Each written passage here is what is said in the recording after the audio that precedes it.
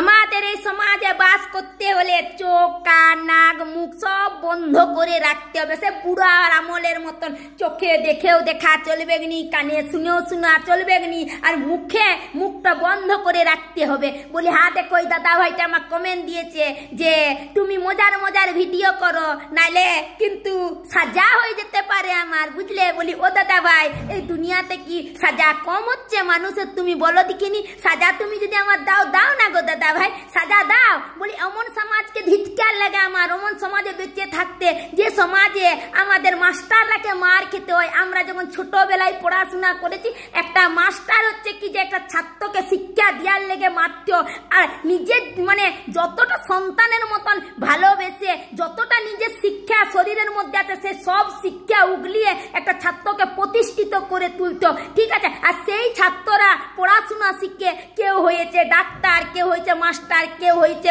মন্ত্রী, কেউ হয়েছে প্রধানমন্ত্রী, এইরকম। কিন্তু এখনকার সমাজে যে দেখছি গো, মাস্টাররাকে উল্টে মারছে, মানে দুনিয়ার মার্কেটের সামনে মাস্টাররাকে অপমান করছে। শুধু এই অপমান লই গো দাদা ভাই, শুনো, আবার আমাদের সমাজে আমাকে যে তুমি হুমকি দিচ্ছ, বলি আমাদের মতন মিয়া ছেলেদের কি আছে ইজ্জত এই সমাজে? একটা ডাক্তার, যে ডাক্তার হচ্ছে কি যে আমাদের মতন মানুষকে বাঁচিয়ে তুলছে, ডাক্তার হচ্ছে ভগবানের রূপ, সেই ডাক্তারকে বলাৎকার হতে হচ্ছে। এই আমাদের সমাজ, এই সমাজে আমরা বাস করি।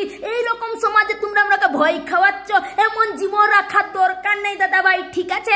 আমার এমন জীবনের দরকার নেই, কোনো আমার ধিক্কার আছে এই সমাজকে, এই মানে এই আমাদের পৃথিবীকে আমার মানে ধিক্কার আছে যে এই পৃথিবীতে আমি জন্মগ্রহণ করেছি, যে পৃথিবীতে কোনো নারীর সম্মান নাইনি, কোনো মাস্টারের সম্মান নাই, কোনো ডাক্তারের সম্মান নাই। আজকে আমাকে তুমি ভয় দেখাচ্ছ।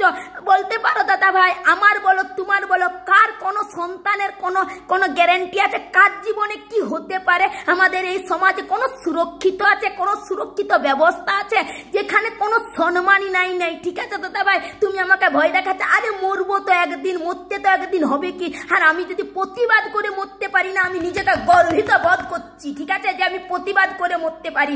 যদি তো আমি তো একটা কোনো কিছু করে মরতে পারবো জীবনে। কিন্তু এমন মানুষ আছে ভয়ে, এই যে আমি ভিডিওটা বানিয়েছি, অনেক মানুষ আছে কমেন্ট দিতেও ভয় পাবে, বাবরে এমন ভিডিও বানিয়েছে কমেন্ট দিয়ে দেবো যদি কিছু হয়ে যায়। আরে জীবনকে ভয় করবো নাই, ঠিক আছে। এই জীবনে বেঁচে থাকতে হলে লড়াই করে বেঁচে থাকতে হবে, ঠিক আছে।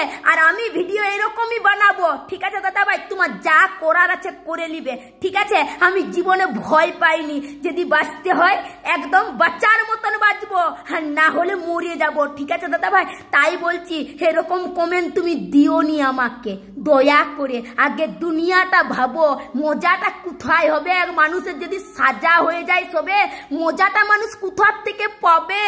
ঠিক আছে দাদা ভাই, যদি ভালো লাগে তো তুমি আমাকে একটু জানাবে যে আমি কথাটা যেটা বললাম ঠিক বললাম না ভুল বললাম।